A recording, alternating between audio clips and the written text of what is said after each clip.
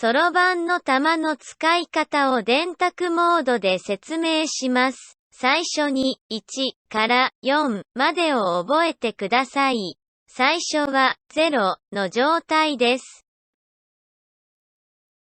1、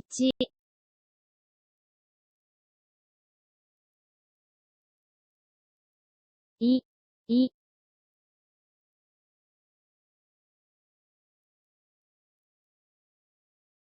3、3、4、4、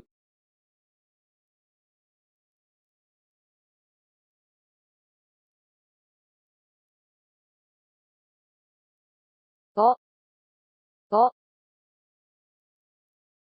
5になると上の段を下げて、下の段は0にします。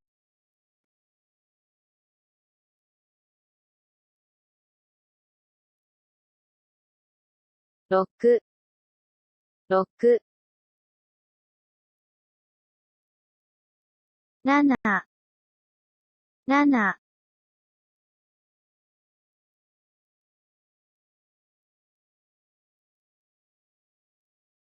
8、8、9、9、